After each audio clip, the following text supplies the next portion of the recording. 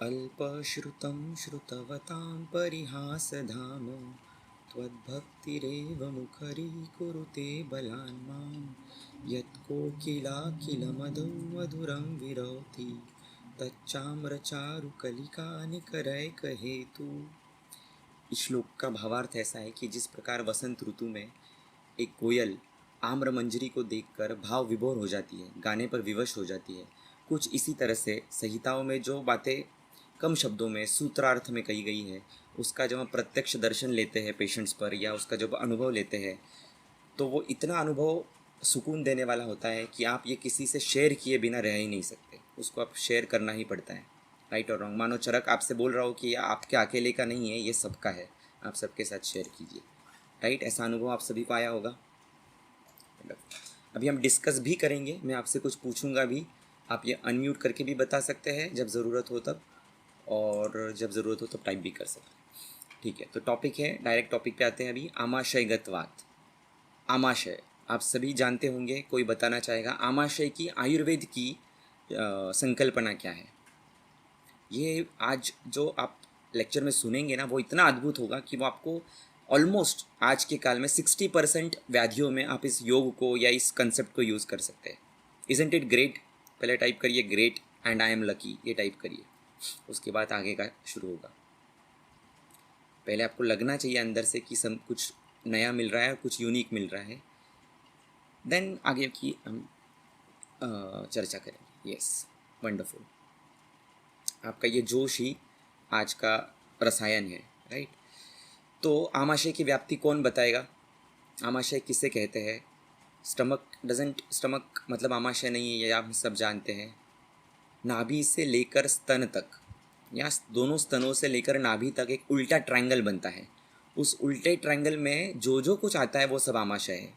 अभी आप नेट पे जाके देख लेना इस ट्रायंगल में क्या क्या आता है, फिर भी मैं आपको बता देता हूँ। इसमें लंग्स का कुछ पार्ट आता है, अपर पोल ऑफ किडनीज आती है, लीवर का कुछ पार्ट, गॉल ब्लैडर का कुछ पार्ट, पैनक्रियाज, ट्रांसवर्स कोलॉन, इतनी सभी चीज़ें वहाँ पर आती है। इसका सीधा सा अर्थ ये हो गया कि यहाँ पर आने वाली जो जो चीज़ें हैं, उसमें जो जो विकृतियाँ आज लेकर आते हैं लोग, क्या क्या लेकर आते हैं। ग्रेड 1 फैटी लीवर आता है, कोलेलिस्टियसिस आता है, पैनक्रियाज में कुछ प्रॉब्लम होता है, ट्रांसवर्स कोलॉन में गैसेस से रिलेटेड कुछ प्रॉब्लम होता है। ऐसी बहुत सारी अलग अलग अलग अलग कंप्लेन सोनोग्राफिकली जो या एमआरआई में जो बहुत ही विक्षिप्त लगती है देखते हुए कि ये क्या है, कुछ समझ में नहीं आता। तो ऐसी बहुत सारी व्याधियाँ इसमें से आमाशयगत वात की श्रेणी में आती है, या पहले तो आमाशय में आती है और उसके बाद गतत्व का तो विचार बाद में। ये पहले ये कंसेप्ट समझ में आ गई? प्लीज़ टाइप इन द चरक बॉक्स में बोलता हूँ हमेशा, चैट बॉक्स नहीं बोलता हूँ, चरक बॉक्स। क्योंकि जब भी कोई वार्ता होती है, जब भी वैद्य समूह होता है, तो वो निस्संशय करा नाम होता है, वो किसी संशय को मिटाने के लिए होता है। तो वो चरक की प्रेरणा होती है, चरक की उपस्थिति कहीं ना कहीं होती है, तब जाके बात आगे बढ़ती है। मैं जो भी कुछ बोलता हूँ वो मेरा नहीं होता है उस वक्त, वो चरक के द्वारा बुलवाया होता है। ठीक है, आमाशय क्लियर है। अभी गतत्व क्या होता है? किसी चीज़ के डीप तक जाना, जब कोई संप्राप्ति अंदर तक चली जाए, रूट में चली जाए, तो उसे गतत्व कहते हैं। आमाशय के बहुत ही लेयर्स तक, 3 लेयर्स आप जानते हैं, तो उन तीनों लेयर तक जब दोष का समुच्चय हो जाए, दोष स्थानाश्रय हो जाए उनका, तब विशाल जी प्लीज़ माइक बंद करिए। विशाल जी,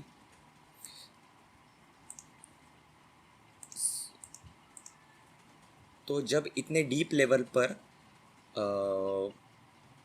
स्थान संश्रय हो जाए, तब जो भी कोई व्याधि होता है उसे आमाशयगत वात कहते हैं। इतना क्लियर हो गया? आप में से कोई एक रिस्पॉन्सिबिलिटी ले ले जो टाइप करते जाएगा, तो मुझे समझ में आएगा बात आप तक पहुंच रही है और समझ जा रही है। देखिए, आमाशय समझ में आ गया आपको क्या है। फिर गतत्व क्या है? किसी चीज़ में एक आश्रय होता है, आमाश्रय आश्रितवात। सिर्फ आमाशय में वात ऊपर के ऊपर जुड़ा हुआ है, लेकिन गतत्व मतलब पेनिट्रेट हो गया है, अंदर तक चला गया है, रीच गया है पूरे एक एक सेल में, आमाशय के लेयर्स में।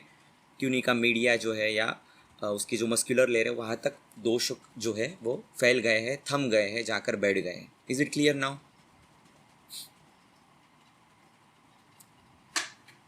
Yes, wonderful. तो इस प्रकार का आमाशयगत वात का पिक्चर होता है। अभी हम धीरे धीरे धीरे ये इसके क्या कहते हैं, एक शेर याद आ रहा है, पहले वो बोल देता हूँ। हम एक पहेली है बुझाओ हमको, हम एक पहेली है बुझाओ हमको, असरार का पर्दा है, यानी असरार मतलब रहस्य। हम एक पहेली है बुझाओ हमको, असरार का पर्दा है, उठाओ हमको। हम अजल से सो रहे हैं अब तक, अनादिकाल से चरक सो रहे हैं बेचारे। हम अजल से सो रहे हैं अब तक, आप अगर जाग रहे हैं तो जगाओ हमको। प्लीज़ टाइप कीजिए वाह वाह चरक बॉक्स में। आप अगर जाग रहे हैं तो जगाओ हमको। एक एक उसके जो सूत्र है, श्लोक है, उसको जगाना, चलाना, जिंदा करना, पेशेंट में अनुभव लेना और वैद्यों तक पहुंचाना, ये हमारा परम कर्तव्य है। ये होने के बाद हम हेतु देखेंगे। कुछ क्लिनिकल बातें बताऊंगा, कुछ अनुभव की बातें बताऊंगा, कुछ मेरे गुरु है जो खास करके उनको पहले तो नमन करता हूँ जिन्होंने ये बात मुझे सिखाई है, या आमाशय गतवात की कंसेप्ट दी है, आदरणीय वैद्य नरेंद्र पेंट से पुणे के, जिन्होंने हज़ारों पेशेंट आमाशय गतवात के देखे हैं और सहानुभव देखे। तो लगभग आधा लेक्चर तो उनके ही बातों का रहेगा, बाकी कुछ बातें मेरी रहेगी, कुछ चरक की, सुश्रुत की, वाग्भट की रहेगी। आमाशय की व्याप्ति समझ गई। हेतु, कॉमनली जो हेतु मिलते हैं आमाशय गतवात के, आप पेशेंट देखिएगा आपको मिलेगा ऐसे, दधी, दुग्ध और भात इसका कॉमन सेवन करने वाले, चना दाल के आटे का ज़्यादा सेवन करने वाले, और कच्ची सुपारी खास करके सेवन करने वाले। ऐसे तो बहुत हेतु है, लेकिन ये 3-4 हेतु मुझे कॉमनली मिले। सेम आपके पेशेंट में दिखते हैं आपको ऐसे हेतु, या पूछते हैं आप इन हेतुओं के बारे में? इसके अलावा एंटीबायोटिक्स का ज़्यादा सेवन, 2-3 साल तक सेवन किया है, एंटासिड्स का सेवन किया गया है, हाइपोग्लाइसेमिक एजेंट्स, विटामिन डी का सप्लीमेंट, ऐसे हज़ारों पेशेंट हमारे पास आते हैं जो या तो ये आहार्य हेतु या तो ये मॉडर्न के हेतु लेकर आते हैं। ठीक है। तीसरा एक ग्रुप होता है विहार्य हेतु। ये भी आप पूछिए पेशेंट को, आपको मिलेगा। आशितस्य अति संशोभात याना याना अतिचेष्टित ही, बहुत खाने के बाद तुरंत किसी यान पे, व्हीकल पे बैठ के चले जाते हैं, या तो बहुत उस खाना खाते ही तुरंत व्यायाम करते हैं। जैसे खास करके डब्बा वाले होते हैं मुंबई के, या तो कोई कूली होते हैं, मजदूर होते हैं, खाना खाते हैं तुरंत भागते हैं। या हम में से भी बहुत लोग, बीपीओ में काम करने वाले लोग, खाना खाते हैं तन मना भुंजित नहीं होता है, उनका तन तना भुंजित होता है, मन होता ही नहीं है खाने में, क्योंकि उनकी मजबूरी है। बीपीओ में काम करते हैं, सब उनका रिकॉर्डिंग होता है, उनको उठने की भी परमिशन नहीं होती, 4 या 5 बार ही उठ सकते अपनी जगह से, तो वेगावरोध भी होता है। शिफ्ट ड्यूटी, नाइट ड्यूटी में काम करने वाले, रात्र जागरण करने वाले, खास करके बहुत लोग ऐसे होते हैं जो अनिद्रा है, यानी कि बहुत सालों से कम सोते हैं, 3 या 4 घंटे की नींद आती है। जाहिर सी बात है, वात प्रकोप हो रहा है, आशय दुष्टि हो रही है और संप्राप्ति हो रही है। हेतु समझ में आ गए? इतने हेतु पर्याप्त है? क्या लगता है आपको ऐसे हेतु वाले पेशेंट मिलते हैं? हम देखते नहीं है शायद, या सोचते नहीं है इन हेतुओं के बारे में कि इनका क्या गांभीर्य होता होगा, कितने गंभीर परिणाम होते होंगे। राइट, मिलते हैं। Very nice, wonderful. हेतु हो गए, आहार्य देखे, विहार्य देखे, एंटीबायोटिक्स आदि मॉडर्न हेतु देखे। अभी हम जाएंगे सीधे पूर्व रूप पे। कॉमन आप देखते चले जाइए ऐसे पेशेंट्स मिलते हैं क्या, फिर वो आमाशयगत बात की श्रेणी में आते हैं क्या नहीं, ये बात की बात है, पहले देखिए ऐसे होता है क्या नहीं। जिस किसी का माइक चालू है फिर से अनुरोध है बंद कीजिए प्लीज़ प्लीज़ प्लीज़, बाकी लोगों को बहुत डिस्टर्ब होता है। सजगता रखिए ज़रा। पूर्व रूप, अनन्न अवस्था में आयासेन श्वास, पेशेंट टिपिकल लक्षण कि जब पेट भरा हुआ नहीं है उस अवस्था में पेशेंट को श्वास की प्रचिति, दम लगना, ये होता है। अति मात्रा पे या गुरु मात्रा, गुरु अन्न सेवन करने के बाद श्रम की प्रचिति, थकान लगती है। पेशेंट को पूछिए, बहुत ज़्यादा खाना खा लेते हो कभी यदा कदा, या गुरु अन्न का सेवन करते हो, उसके बाद आपको श्रम की प्रचिति या बहुत देर तक थकान या बहुत देर तक आलस से इसकी प्रचिति होती है। नॉर्मल तो सभी को लगता है, लेकिन ज़्यादा देर तक यदि होता है तो ये क्लिक होना चाहिए, आमाशयगतवात का पूर्व रूप हो सकता है। शुद्धा मांद्य, कई दिनों से शुद्धा मांद्य, महीनों से शुद्धा मांद्य है। पेशेंट बोलता है पहले मैं 4 रोटी खाता था सर, लेकिन 2 सालों से 2 ही रोटी खा रहा हूँ।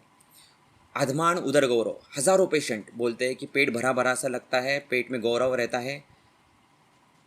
अब जिस किसी का माइक चालू है मैं उनको रिमूव कर दूंगा इस ग्रुप में से। 2 मिनट दीजिए।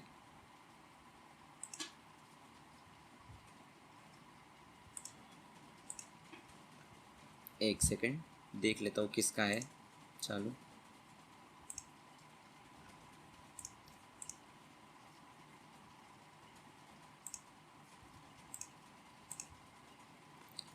आदित्य नारायण जी, आपको लास्ट वार्निंग है, अन्यथा आपको मैं ग्रुप में से निकाल दूंगा। ओके।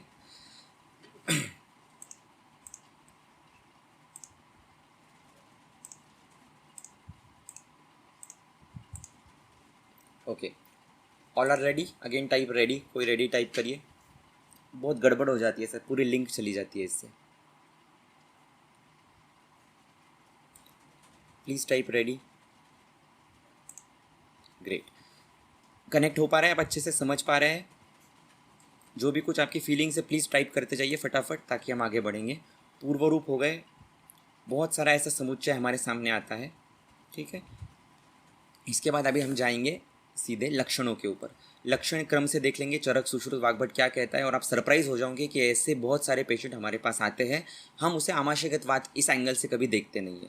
बहुत बार नाम अलग होता है, ट्रीटमेंट हम सही देते रहते हैं, लेकिन नाम अलग होता है, ठीक है, ऐसे भी होता है। चरक के लक्षण, चरक चिकित्सा 28-27 में बाद में डिटेल में देख लीजिएगा। रुत रूक, नाभि रूक, पार्श्व रूक।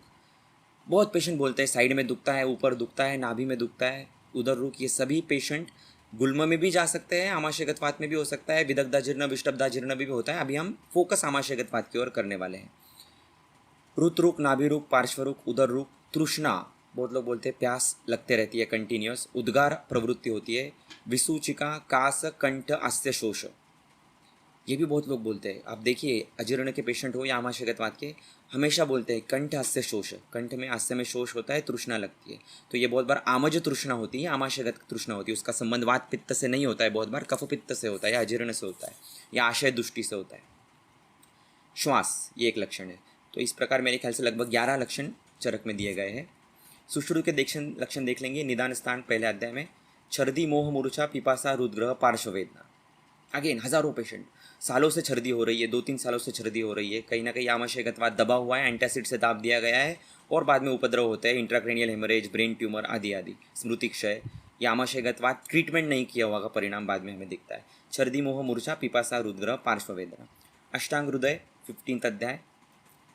उद्गार, त्रुट, वमथु, श्वास, कास, विसूचिका, कंठोपरोध। वंडरफुल, ये सब कवर हो गए। एक स्पेशल बात अष्टांग हृदयकार कहते हैं, व्याधिन ऊर्ध्वम च नाभिता। नाभि के ऊर्ध्वर सभी विकार आमाशयगतवात को ट्रीट नहीं किया या उपद्रव स्वरूप, उदर के स्वरूप में आपको दिखते हैं। बहुत ही ज़बरदस्त बात कही गई है, और इसी को पुष्टि देते हैं इंदु टीकाकार। वो तो स्पेसिफिक आगे जाके बोलते हैं कि ऊर्ध्वगत रक्त पित्ताद उपग्रह, रक्त पित्तादि विकार भी आमाशयगतवात के उपद्रव स्वरूप हो सकते हैं। और आज हम बहुत सारे पेशेंट देखते हैं, इंट्राक्रेनियल हिमरेज, ब्रेन ट्यूमर, ये कहीं ना कहीं अनट्रीटेड आमाशयगतवात के लक्षण हैं। Do you agree? Not all but most of the patients. 70% आप पेशेंट उठा लीजिए इंट्राक्रेनियल हिमरेज के, ब्रेन ट्यूमर के, आज जो दिखते हैं, इनका अगर बैक जाकर आप देखोगे तो इनका आमाशयगतवात निदान होगा, जिसकी चिकित्सा सही रूप से दी नहीं गई है। Agree? Most of you will agree. अगर नहीं करते तो भी टाइप कर सकते हैं, no problem. I am open to the discussion, I am ready to correct myself. Okay, great, most of you are agreeing. Let's move ahead.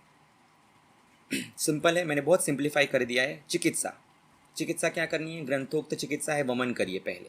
ये वमन कैसे करना है? स्नेहपानोक्त वमन नहीं करना है आपको, डायरेक्टली वमन दे देना है।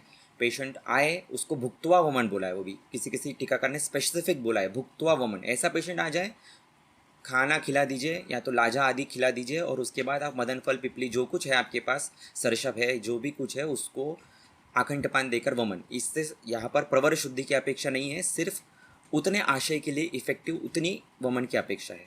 ओके, वमन हो गया। उसके बाद शमन देना है। वमन आ रहा पेशेंट है तो वमन दीजिए, नहीं है वमन आ रहा तो कोई बात नहीं, शमन चिकित्सा भी आप डायरेक्टली शुरू कर सकते हैं। तो शोधनोत्तर वमन या शोधन विरहित वमन भी आप दिया जा सकता है। शोधन विरहित शमन चिकित्सा आप दी जा सकती है। शमन चिकित्सा क्या है? बहुत अलग अलग प्रकार है। षडधरण चूर्ण तो है ही, आप सभी जानते हैं, उसके बारे में हम डिटेल में डिस्कस करेंगे आगे। भास्कर लवन लिख लीजिए या नोट करके रखिए।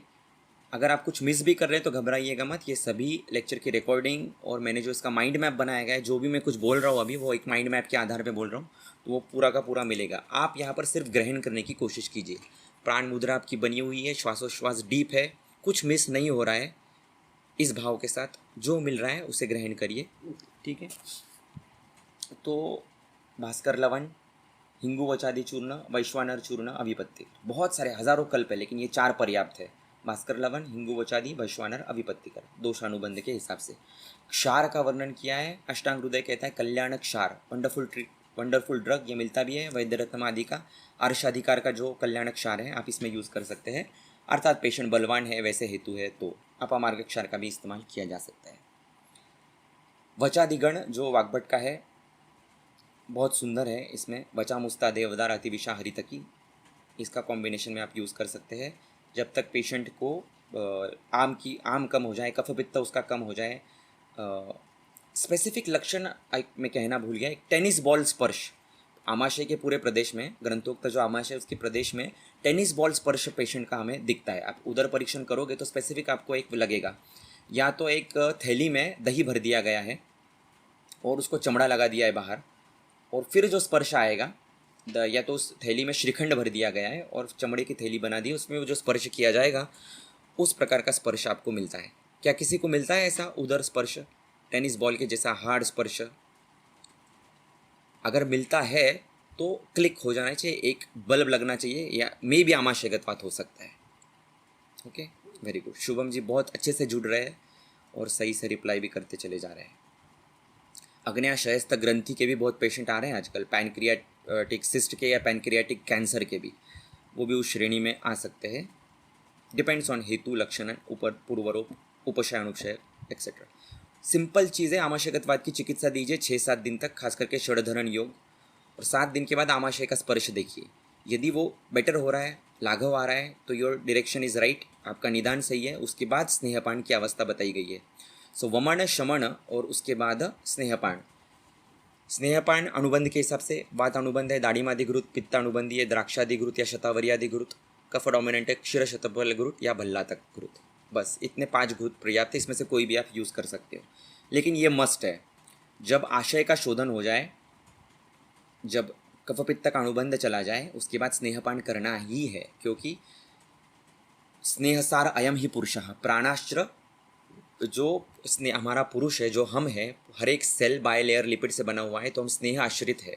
Okay, I have to go fast little bit because time की मर्यादा है, लेकिन आप बाद में लेक्चर सुन सकते हैं, तब आपको समझ में आ जाएगा। I am very sorry, I really have to go little bit fast. तो आशय की आपने शुद्धि कर दी वमन से, शमन से। किसका चालू है फिर से माइक? माइक किसका चालू है?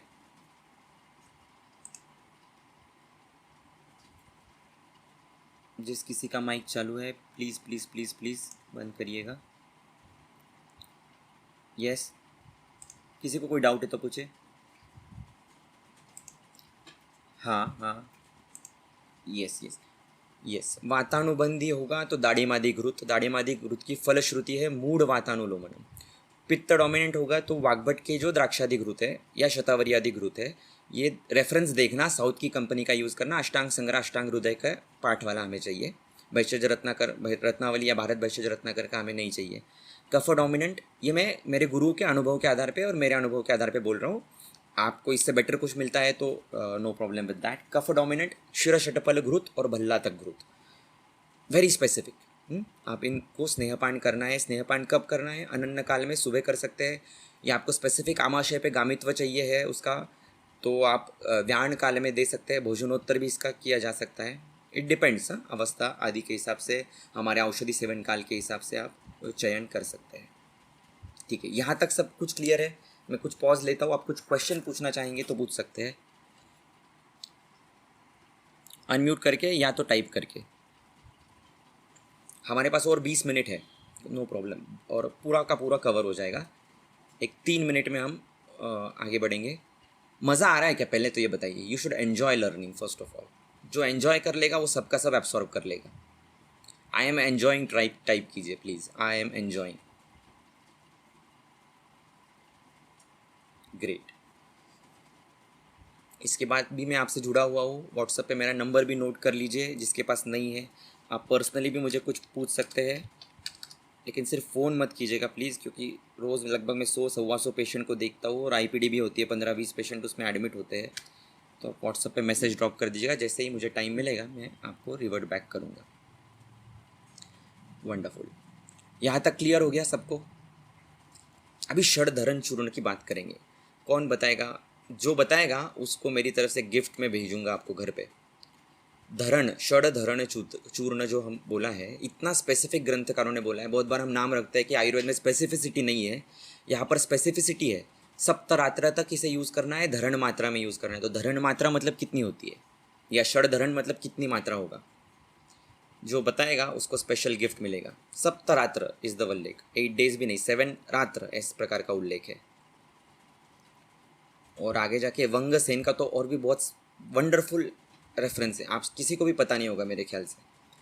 जो बताएगा वंग सेन की क्या खासियत है आमाशयगतवात में या षडधरण के बारे में, उसको भी एक गिफ्ट मिलेगा। ये सुवर्ण मैम बोल रही है उद्गार बाहुल्य और आधमान बहुत पेशेंट में मिलता है, उसमें क्या विचार करना चाहिए। पहला विचार है काल भोजनम आरोग्यकरणम, सही समय पे खाना खाते हैं क्या। दूसरा तन मना भूंजे, चबा चबा के खाना खाते हैं क्या। तीसरा खाना खाते वक्त आधा ग्लास गर्म पानी पीना चाहिए, बहुत लोग बिल्कुल भी पानी नहीं पीते या बहुत ज़्यादा पानी पीते हैं, या खाने के 2 घंटे बाद पानी पीते हैं। ये भी किसी ने बताया है कि खाने के 1 घंटे बाद 45 मिनट बाद पानी पीना चाहिए, ऐसा आयुर्वेद में कहीं बार भी लिखा नहीं है। पिबेत स्वस्थो अपी च अल्पशाह, ये हमारा नियम है, स्वस्थ व्यक्ति ने भी अल्प ही पानी पीना है, घूट घूटी और प्यास लगने पर। ये 3 हेतु पहले बंद कर दीजिए और फिर देखिए उद्गार और आत्मान कम होता है या नहीं। ठीक है, ये गुल्म में भी दिखता है लक्षण, मातज गुल्म में भी दिखता है, विष्टब्दा जीर्ण में भी दिखता है, आमाशयगतवात में भी दिखता है। मोनिका मैम तो 6 द्रव्य बता दिए आपने, वेरी नाइस। क्रम भी ध्यान रखिएगा, इसी क्रम से ध्यान रखिएगा क्योंकि कुछ आगे मैं अब बताने वाला हूँ आपको इसके बारे में। चित्रक इंद्रैव पाठा कटुकाति विषा भया, ये षडधरण है। षडधरण सुश्रुत का रेफरेंस है, वमन करने के बाद षडधरण यूज़ करना है सप्तरात्र के लिए। लेकिन षडधरण में हर एक द्रव्य की मात्रा कितनी, तो धरण मात्रा है, इसके बहुत सारे रेफरेंसेस हैं। इन रेफरेंसेस के आधार पर मैं आपको बता रहा हूँ। एक धरण षडधरण की मात्रा होती है लगभग सभी चूर्णों का मिला के 3.43 ग्राम per day. I repeat 3.43 gram per day.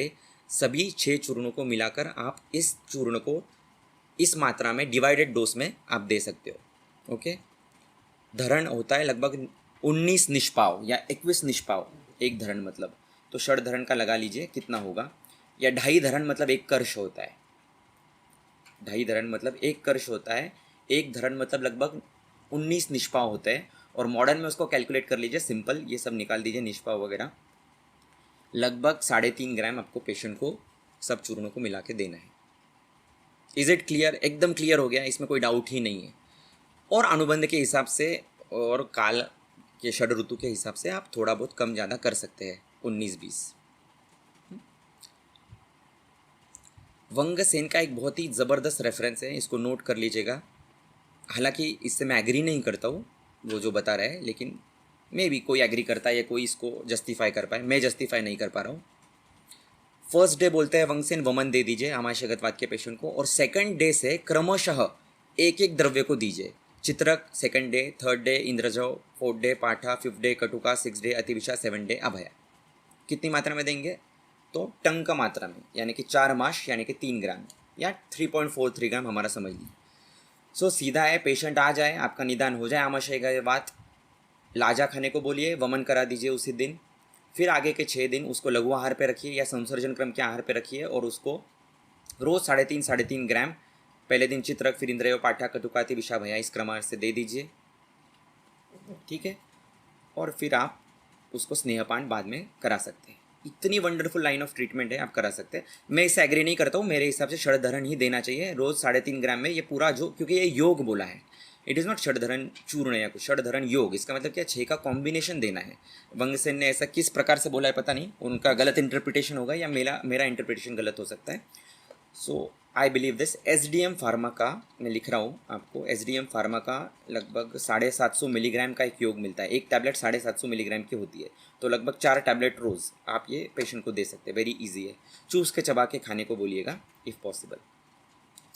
जिस किसी पेशेंट में पित्त का प्राबल्य है, रक्त डोमिनेटिंग है, रक्तार्श का इतिहास है, उसमें इस कॉम्बिनेशन को जाहिर सी बात है आपको संभाल के यूज़ करना है, या अनुपान मृदु देना है, गुलकंद आदि का अनुपान से भी आप इसको दे सकते हैं, है ना। स्काई इज़ द लिमिट, आप किस प्रकार से उस पित्त के एंगल को नलीफाई कर सकते हैं और किस प्रकार आशय की तरफ उन द्रव्यों को भेज सकते हैं, ये आपको ध्यान में रखना है। सो एक वैद्य का बहुत बड़ा रोल है। दुष्यम देशम बलम कालम अडलम प्रकृतिम वयः, सत्वम सात्वम अतः आहारम अवस्थाश्च पृथक विदाः, और विमल विपुल बुद्धिम आकुली कुरिया किम पुनरअल्प बुद्धे, चरक सूत्र स्थान 15। विमल विपुल बुद्धि वाले अग्निवेश भी मोह अवस्था में हो जाते हैं कि इतने सारे फैक्टर्स को मैं एक साथ ध्यान में रखते हुए कैसे कंक्लूजन पे आ जाऊँ। लेकिन इसका सीधा सा उत्तर है वैद्य समूह निस्संशय करना। मैंने जो सीखा है, मेरे गुरुओं से जो मैंने सीखा है वो आपको मैं पहुंचा दूँ, और फिर हम आपस में डिस्कस करेंगे, डॉक्यूमेंटेशन करेंगे, केस स्टडी बनाएंगे, और उसके हिसाब से आगे बनते चले जाएंगे, तो बहुत ज़बरदस्त क्लैरिटी आ जाएगी। Is it clear? Please type.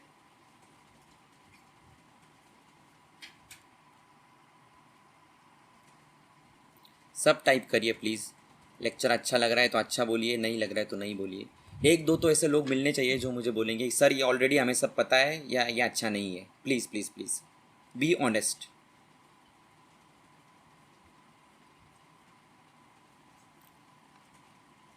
Great, आप सबके पॉजिटिव रिस्पॉन्सेस है, that means you all are open minded people willing to learn always.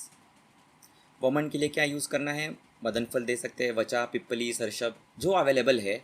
जिस किसी से सिर्फ वहाँ का लोकल उत्क्लेश कम हो जाना चाहिए वो आपको देना है ना। इसमें अगेन आई रिपीट, स्नेहपान पूर्वक वमन नहीं है, लघु वमन है। या एक दिन 2 दिन भी आप ऐसे लघु वमन दे सकते हैं, भुक्तवा भी दे सकते हैं, या पेशेंट का बल अच्छा है तो अनन्य काल में सिर्फ दूध पिलाकर भी, या अकंठपान गर्म पानी पिलाकर भी, हल्दी का पानी पिलाकर भी, आपके अनुभव के ऊपर डिपेंड करता है कैसे देंगे।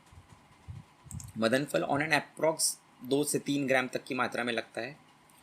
आदरणीय प्रता जोशी सर जो है हमारे, उनका मदन फल भावित भी मिलता है, तो वो भी आप दे सकते हैं। मदन फल ही यूज़ करना चाहिए, ऐसा कोई ज़रूरी नहीं है। सरशब, पच, वमनोपक, महाकषाय देखिए, चरक का जो जो मिलता है दे दीजिए काढ़ा बना के, ठीक है। किसी को कुछ पूछना? हम्म।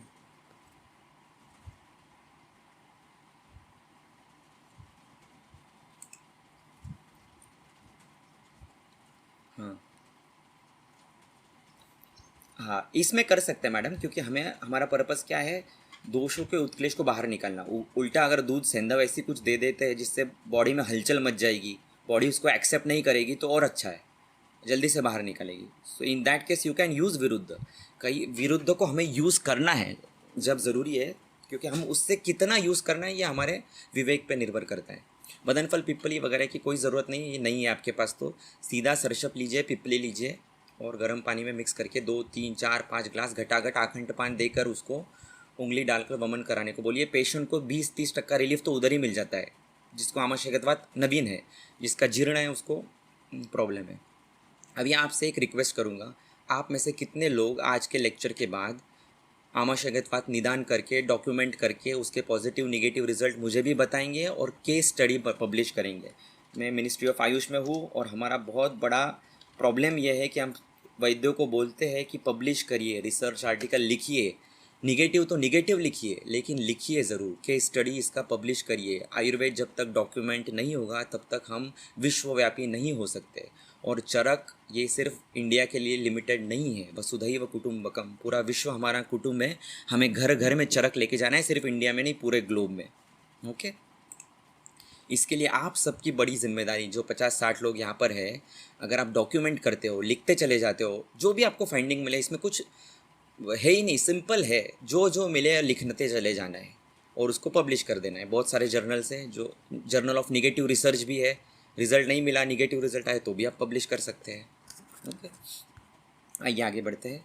लक्षण समझ गए आपको, सहितोक्त लक्षण समझ गए, चिकित्सा सहितोक्त आपको समझ में आ गई।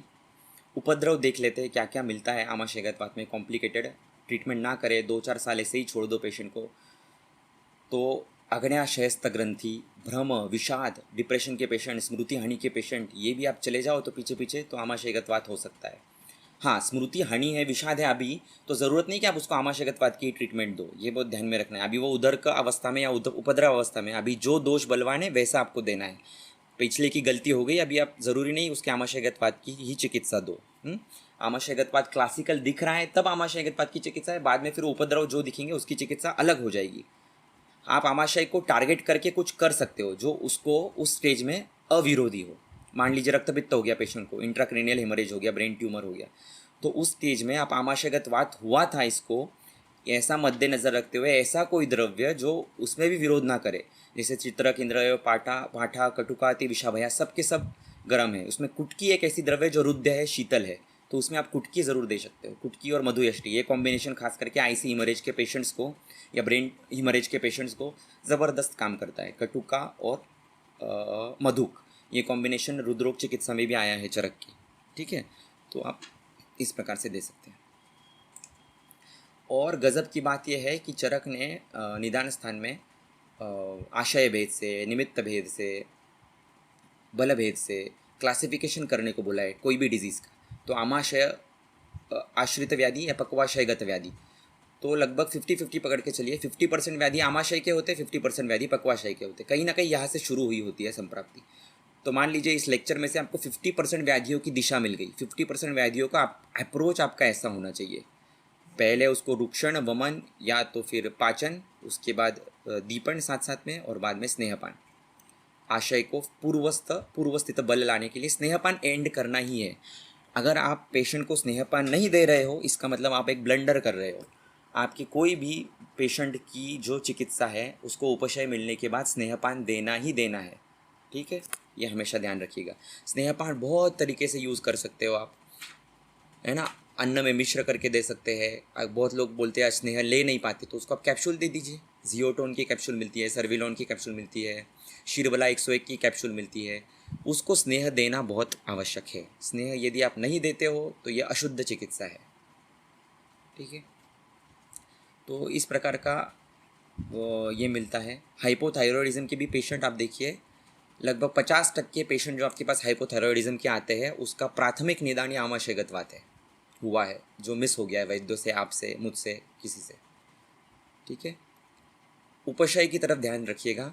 सम्यक आहार से यदि उसको उपशय मिल रहा है, मधुर अम्ल लघु आहार से उपशय मिल रहा है, भोजनोत्तर विश्राम से उपशय मिल रहा है, और सम्यक निद्रा से यदि उसको विश्राम उपशय मिल रहा है, तो ये 4-5 फैक्टर्स निदेशक है कि ये आमाशयगतवात है। ये मेरे गुरुजी का ऑब्जर्वेशन है। उसका आहार बदल दो, उपशय मिल रहा है, इट मीन्स आमाशयगतवात। उसको मधुर अम्ल लघु आहार से उपशय मिल रहा है, इट कैन बी आमाशयगतवात। भोजनोत्तर विश्राम से उपशय मिल रहा है, आमाशयगतवात। सम्यक निद्रा, निद्रा यत्तम सुखम दुखम पुष्टिकारश बलाबलम, ठीक है, निद्रा से उपशय मिल रहा है, आमाशयगतवात। Is it clear? 3 मिनट बचे हैं, कुछ क्वेश्चन भी आप पूछ सकते हैं, और अगर आप इंटरेस्टेड होंगे तो 10 मिनट के लिए हम फिर से लॉग इन करेंगे। इसके बाद शमन चिकित्सा के कितने दिन बाद स्नेहपान देना है? तुरंत स्नेहपान करना है। अगर अग्नि बढ़ गया है, उसका भूख अच्छे से लग रही है, अभ्यवरण बढ़ गया है, तुरंत स्नेहपान पे शिफ्ट कर दीजिए पेशेंट को, दोषानुबंध के हिसाब से। उपशय मधुर सम्यक आहार से, उसको सिर्फ बोलना है तन मना भुंजित, सही समय के पे खाना खाओ, अन्न को प्रसाद समझ के खाना खाओ। प्रसाद कैसे खाया जाता है? कम मात्रा में खाया जाता है, वेस्ट नहीं करते हैं, और अहोभाव से भक्ति से खाया जाता है। वैसे ही आहार को जो प्रसाद बनाएगा उसकी ज़िंदगी में कभी विषाद नहीं आएगा, विषादो रोग वर्धनाना। तो आहार को प्रसाद बनाइए, तन मना भुंजित खाइए, सही समय पे खाइए। काल भोजनम आरोग्य कराणाम, दोपहर का भोजन 12-1 बजे, रात का भोजन 7 बजे तक। जो लेट खाना खाते हैं 9-10 बजे, उनको बोलिए आप खाना मत खाइए, अष्टगुण मंड पीजिए सिर्फ रात में, और फिर सो जाइए, है ना। बेस्ट इज 7 बजे खाना खाना। Always it is not possible, so you can give some simpler options. रात में अनार खा लीजिए, या अष्टगुण मंड पी लीजिए, या तो सिर्फ लाया खाकर सो जाइए 2-3 प्लेट। इस प्रकार के ऑप्शंस हम दे सकते हैं। It is need of the hour. षडधरण इसका एक वृंद माधव में ये भी बोला है कि मेद कफा वृतवात, यानी कि महाव्याधि, इसमें भी आप षडधरण दे सकते हैं। षडधरण की रीच देखिए, अर्श, मेह, कुष्ठ, ग्रहणी, शोफ, पांडु, अजीर्ण, कृमि, महाव्याधि, पांडु, उदर, आढ्यवात, यानी कि वात रक्त जैसी कंडीशन, इन सब में आप षडधरण योग को यूज़ कर सकते हैं, जो हमारे प्रैक्टिस में बिल्कुल ही कम है या ना के बराबर है। तो हमें इस योग को पुनः जीवित करना है। आमाशयगतवात, इस कंसेप्ट को पुनः जीवित करना है। अजल से हम सो रहे हैं, अब तक आप अगर जग रहे हैं तो जगाओ मुझको। तो मैं तो जग चुका हूँ, आप में से भी कितने लोग जगते हैं देखते हैं, ठीक है। Maybe I can stop here. कुछ क्वेश्चंस ले लेते हैं, और उसके बाद यदि आप चाहते हैं तो प्लीज़ टाइप करिएगा, please start the lecture again, या please join for 10 minutes again. ऐसा आप टाइप करेंगे 10 लोग, तो हम फिर से बात कर सकते हैं। मेरे गुरुजी का नाम है वैद्य नरेंद्र पेंट से, जिनसे मैंने ये कंसेप्ट सीखी है। वैसे मेरे गुरुजी हैं आदरणीय वैद्य तपन कुमार सर गुजरात, वैद्य प्रमा जोशी मैडम पुणे, और वैद्य ऋषिकेश मेत्रे सर पुणे नासिक, राइट। और लेक्चर आपको मिलेगा, माइंड मैप भी आपको मिल जाएगा। लेकिन आप वादा करिए पहले तो कि इस कंसेप्ट को खुद भी करेंगे और बहुत लोगों तक फैलाएंगे भी, है ना। आइए, तो अभी ऐश्वर्या मैडम पूछ रही है हाइपोथायरॉयडिज्म। आप ज़रा अनम्यूट करके बताएंगे आप एग्जैक्टली क्या पूछना चाह रही है।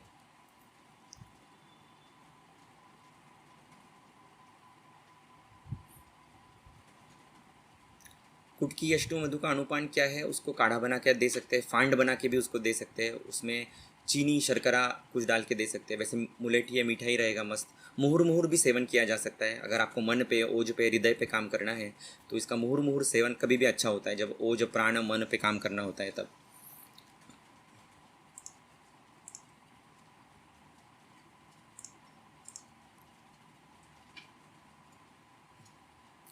कुछ अनम्यूट करके बताए तो ईजी हो जाएगा। देखिए अभी विशाल सर पूछ रहे हैं GARD की लाइन ऑफ ट्रीटमेंट क्या है। अगेन मैं नहीं बता सकता ऐसी, बिकॉज ये मॉडर्न डायग्नोसिस है। आप पहले निदान कर लीजिए आपका क्या क्या है, लक्षण क्या क्या है। बहुत सारे GARD के पेशेंट, लगभग 50 क्या ज़्यादा से ज़्यादा पेशेंट GARD के जो है विदग्धा जीर्ण की श्रेणी में आते हैं। कुछ जो है ये वातज गुल्म या विष्टब्धा जीर्ण की श्रेणी में आते हैं, और बहुत कम पेशेंट, तो the contrary to your believe, hardly 5% लोग GARD के हमारे क्लासिकल अम्लपित्त की श्रेणी में आते हैं। तो GARD के पेशेंट अम्लपित्त की श्रेणी में आने वाले बहुत कम है। आप देखिएगा क्लासिकल अम्लपित्त जो ग्रंथोक्त बताया है, मोस्ट ऑफ आर विदग्धा जीर्ण के पेशेंट्स। और विदग्धा जीर्ण की चिकित्सा क्या है, विरेचन दीजिए उसको, त्रिवृत लेह से विरेचन दीजिए, कुष्मांड पे रखिए, जो भी पित्त हर रक्त प्रसादक चिकित्सा है, अन्न विहार औषध, वो उसको हम दे सकते हैं। रिकॉर्डिंग बिल्कुल जिया मैम आपको मिलेगी, लेकिन इसकी कॉस्ट है 25,000 रुपये। लेंगे उतने में आप इसको? दो ऑप्शन है, 25,000 भी दे सकते हो। सेकंड ऑप्शन है 10 स्टूडेंट्स तक इस बात को पहुंचाना और 10 पेशेंट्स तक इस बात को अप्लाई करना। इस दोनों में से जो भी आप चाहें आप दे के ये रिकॉर्डिंग ले सकती है। पवन सर अनफॉर्चुनेटली अभी मेरा कोई ग्रुप ऐसा सच नहीं है। मेरा चरक क्लैरिटी ओशन नाम का एक ग्रुप था जो मैं चलाता था, जिसमें मैंने चरक सूत्रस्थान के सभी लेक्चर्स लिए थे। वो ऑनलाइन भी यूट्यूब पे फ्री ऑफ कॉस्ट उपलब्ध है। लगभग 71 लेक्चर्स है चरक क्लैरिटी ओशन नाम से, हर्षल वैद्य चैनल पे, जिसमें सुकुमार ग्रुत, अभयारिष्ट, सीतोपलादि चूर्ण, इनको कैसे यूज़ करना है प्रैक्टिस में वो बताया गया है। हाइपोथायरॉयडिज्म इस मेद कफावृतवात या संतर्पणोत्थ विकार है। तो हाइपोथायरॉयडिज्म इसका रूट आमाशयगत वात है। अगर आप षडधरण चूर्ण को लगभग 40-42 दिन तक सिंपल पथ्यों के साथ अगर पेशेंट को देते हो हाइपोथायरॉयडिज्म के, तो चमत्कार हुए बिना नहीं रहेगा। इट इज़ नॉट चमत्कार as such, it is scientific, शास्त्रीय, लेकिन लोगों के लैंग्वेज में चमत्कार होगा, क्योंकि जिस हाइपोथायरॉयडिज्म को सालों साल ट्रीट नहीं कर पा रहे हैं मॉडर्न फिजिशियन या दूसरे कोई पैथी के, वो आयुर्वेद 40-45 दिन में ठीक करता है, because of the very core शास्त्रीय language and diagnosis. Jiya ma'am क्या बोली उनका पता नहीं मुझे, 25,000 रुपये दे रही है या पेशेंट्स तक, स्टूडेंट्स तक ये पहुंचा रही है इस कंसेप्ट को। पवन सर तो कितने लोगों को भेजेंगे? 200 लोगों को। क्या बात है, क्योंकि मैं अगर आज गुजर जाऊँ, मर जाऊँ और मेरे साथ ये ज्ञान चला जाए तो क्या फ़ायदा है उसका? कुछ फ़ायदा नहीं है, zero. If my knowledge doesn't expand, our शास्त्र doesn't reach to many people, then it is futile, right. और आप अप्लाई भी नहीं करोगे इसको तो भी फ्यूटाइल है। आपने ज्ञान ग्रहण कर लिया और संदीप माहेश्वरी की तरह खुश हो गए उसके लेक्चर के बाद, जैसे लोग होते हैं, वाह वाह वाह वाह क्या गज़ब का खजाना मिला है, लेकिन उस खजाने को आप अप्लाई नहीं कर पाए और मैंने जो बताया है उससे भी ज़्यादा आप उसको एक्सपांड नहीं कर पाए, तो भी आपका लॉस है। मुझे आज जितना आता है उससे डबल आपको आगे के 1 महीने बाद, 2 महीने बाद आना चाहिए, और आपने मुझे सिखाना चाहिए सर आपकी ये कंसेप्ट गलत थी, यहाँ पर आप रॉन्ग हो, ये सही है। Then that is true learning.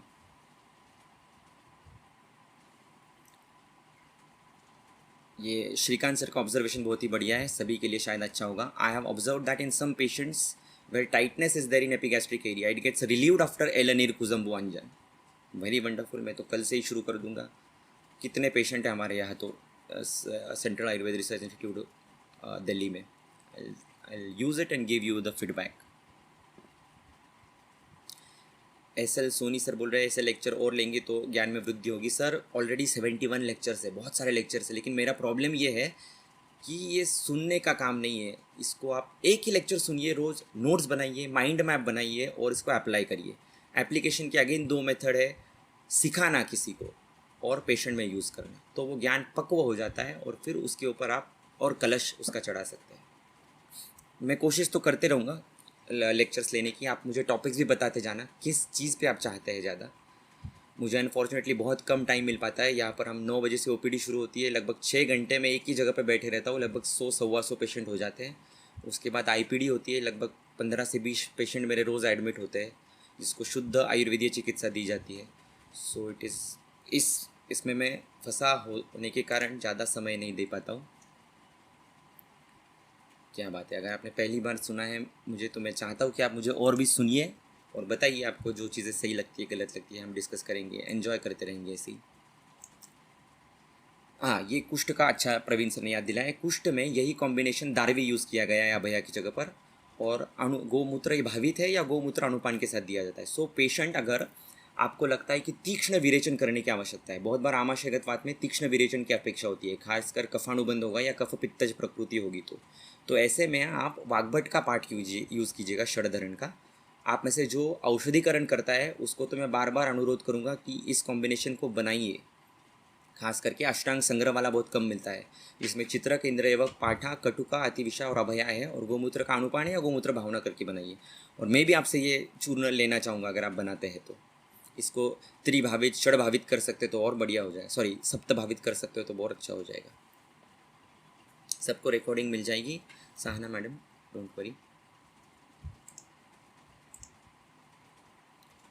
Jiya ma'am, आपको भी मिल जाएगी रिकॉर्डिंग, डोंट वरी। आप में से कोई एक मेरे लिए अगर एक काम कर देगा तो बहुत अच्छा होगा। जो भी लोग जुड़े हुए हैं, आप एक ग्रुप बना दीजिए आमाशयगतवाद से, वहाँ पे मैं अपलोड कर दूँगा, या टेलीग्राम पे भी एक ग्रुप बना दीजिए, क्योंकि बड़ी रिकॉर्डिंग होगी तो वहाँ पर मैं शेयर कर सकता हूँ। If anybody is taking the responsibility, हम सब जो जुड़े हुए हैं आज, कौन ग्रुप बनाएगा, व्हाट्सएप ग्रुप और टेलीग्राम ग्रुप, आमाशयगतवाद इस नाम से? Anyone please. देखिए, ज्ञान ग्रहण करोगे और दूसरों को दोगे तो डबल बढ़ेगा, चबल बढ़ेगा। सबसे पहले आया है सविता मैडम का, जो सविता मैम आप बनाएंगी ग्रुप, राहुल सर ने बता दिया, ठीक है, राहुल सर को मैं देखा हूँ रिस्पॉन्सिबिलिटी, राहुल शर्मा, इनसे आप कांटेक्ट कर सकते हैं, ये ग्रुप बनाएंगे आज का। और ऐसे हम इनोवेटिव लेक्चर्स और भी लेते रहेंगे आगे, तो आप राहुल शर्मा सर से आप कांटेक्ट कीजिएगा, जो भी कुछ नंबर डाल रहे हैं आप राहुल शर्मा सर का नंबर ले लीजिए, 8273413610। I repeat, 8273413610। ये ग्रुप बनाएंगे, व्हाट्सएप पे पॉसिबल होगा तो व्हाट्सएप पे, नहीं तो टेलीग्राम पे मैं ये रिकॉर्डिंग को भेज दूंगा, और कुछ ही दिनों में ये हर्षल वैद्य चैनल पर भी अपलोड हो जाएगा। सो जस्ट डोंट वरी, सब मैटर आपके पास रहेगा, कुछ भी मिस नहीं होगा। सुश्रुत के छर्दी, मोह, मूर्छा, पिपासा, ऐसे भी लक्षण दिए गए आमाशयगतवात में। तो बहुत पेशेंट देखो मोह, मूर्छा, संन्यास के आते हैं। इसमें क्या होता है, आगे जाकर संज्ञा वह स्रोतस भी अफेक्ट होना शुरू हो जाता है। वो जो कचरा बना है कफ पित्त का या आम का, वो वहाँ तक जाकर फंस जाता है। तो ऐसे पेशेंट में भी आपको क्या क्या कर सकते हैं आप सोचिए। कटुका और यष्टि मधु का सिद्ध स्नेह बनाकर आप इसका नस्य भी दे सकते हैं, वेरी एक्सेलेंट चीज़ ये हो सकती है। कटुका और यष्टि, इसका सिद्ध स्नेह, जहाँ जहाँ पर पित्त अनुबंध है, कभी भी प्रैक्टिस में आप देखो पित्त प्रॉब्लम देता है हमें, डू यू एग्री? पित्त या रक्त जहाँ जहाँ पर है, जहाँ जहाँ पर स्वेद है, दाह है, पेशेंट का बल कम है, कार्श है, ऐसे पेशेंट हमें सबसे ज़्यादा तकलीफ देते हैं, है ना। तो ऐसे पेशेंट के लिए हमें एक अलग पूरा लिखा हुआ होना चाहिए हमारे पास एक्शन प्लान। आहार में क्या देना है इनको, विहार में क्या, औषध में क्या, दैव व्यापाश्रय क्या, युक्ति व्यापाश्रय क्या, सत्वावजय क्या, और आहार, निद्रा, ब्रह्मचर्य, व्यायाम, सिंपल। आयुर्वेदिक चिकित्सा यही है, इसके अलावा कुछ नहीं है। दैव, युक्ति, सत्व, आहार, निद्रा, मैथुन, व्यायाम, और क्या बोला था चौथा, ये सब 10 फैक्टर को आपको एक एक एक एक एक एक दो दो सोल्यूशन पेशेंट को इजी यूज़र फ्रेंडली लैंग्वेज में देने हैं।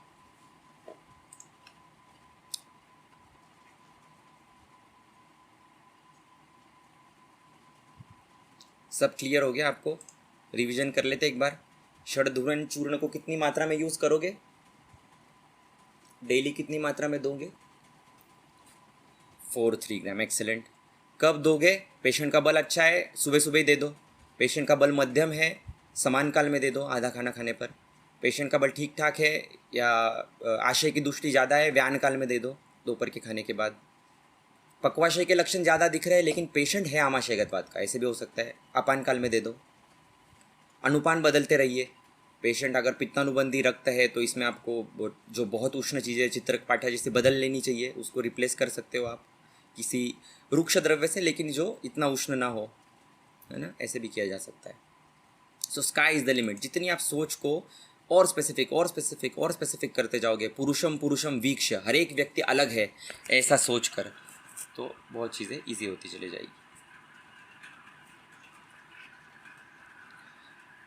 नहीं देना चाहिए सर, सामावस्था है तब तो आप दे दीजिए पहले शुरुआत में 2 दिन। उपशय मिल रहा है तो गो अहेड, अनुपशय मिल रहा है तो क्लासिकल फिर उसको आप तिक्त रस की औषधि जो मधुर विपाक की है, या तिक्त रस की औषधि, या लेकिन जो रसायन है कटु विपाक की है, अल्प उष्ण या शीत स्निग्ध वृक्ष है, ऐसे देनी पड़ेगी।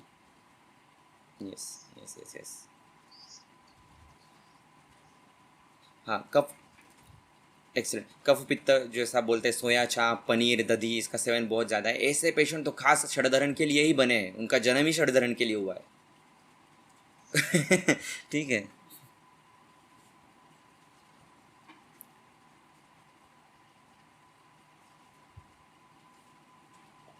वंडरफुल, मैं बहुत खुश हूँ कि इतने ओपन माइंडेड लोग हैं, इतने लोग आप टाइम निकाल के आपके प्रैक्टिस में से आए हैं। वंडरफुल। तो एक लेक्चर के बाद मेरे गुरुजी हमेशा बोलते थे, पेंडसे सर, इस लेक्चर से आपने क्या नहीं करना है, ये अगर कोई व्यक्ति सीख जाता है तो वो लेक्चर सार्थक हुआ, ऐसे समझिए। तो इस लेक्चर के बाद किसी पेशेंट में आपको क्या नहीं करना है, ये कोई टाइप करके या अनम्यूट करके बताएगा? डेफिनेटली ये तो नहीं करना है। ऐसा कुछ आपको मिला इसमें से?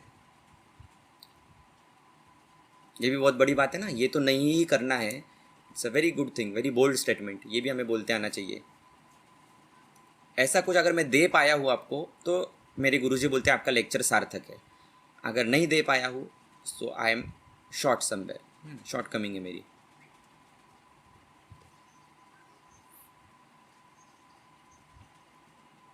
यस,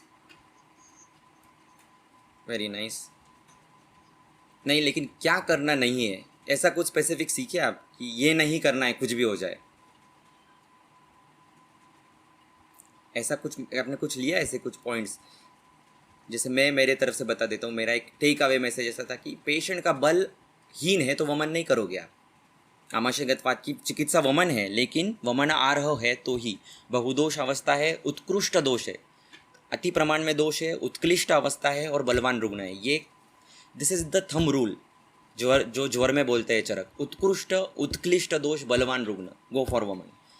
अगर ये ही सिनारियो है लेकिन मध्यम बल है, मध्यम यह है, then you can go for पाचन, और you can go for only सद्यो वमन, मृदु वमन। तो ऐसा विवेक हर एक पेशेंट में हमें करते चले जाना है। इसीलिए Ayurvedic treatment is very very very unique. हर एक पेशेंट का बदलेगा, हर एक पेशेंट का अवस्था के हिसाब से बदलेगा। छोटे छोटे चेंजेस होंगे लेकिन उसके इम्पैक्ट बड़े बड़े होंगे।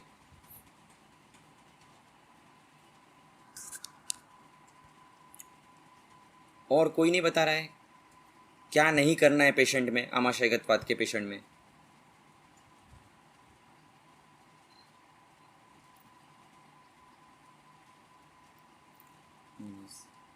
Yes yes, wonderful. करना ही है, हाँ, मैंडेटरी। कौन से भी व्याधि में, इसी व्याधि में नहीं, कोई भी व्याधि में आपका एंड जो है ये स्नेहपान से होना चाहिए।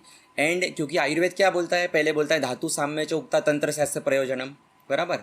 फिर अलग चरक विमान स्थान में बोलते हैं कि जब तक व्यक्ति का अग्नि अच्छा नहीं होता है, यावत अग्नि है समी भावात, ऐसा शब्द है चरक विमान स्थान 6 में। जब तक उस व्यक्ति का अग्नि सम नहीं होता है तब तक चिकित्सा करनी है। आगे शारीर स्थान में बोलता है नैष्टिकी चिकित्सा या बिना उपधाम। मतलब ये ग्रेड, चिकित्सा के भी ग्रेडेशंस है।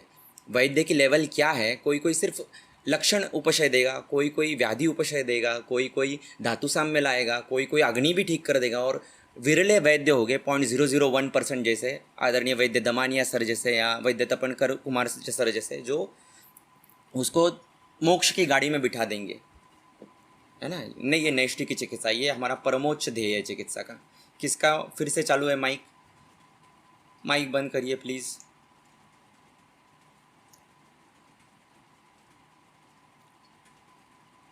ओके, बंद करें। वैसे तो बहुत बातें हैं और भी शेयर करने के लिए, लेकिन डिपेंड्स आप क्या क्वेश्चन पूछते हो। षडधुरन चूर्ण देना है तो रोज़ एक एक द्रव्य का देना है या रोज़ एक द्रव्य बढ़ाते जाना है? और एक बात बताएं, यस, ये जो रेफरेंस है सिर्फ वृंद माधव का है, सॉरी वंगसेन का है। I don't agree with it.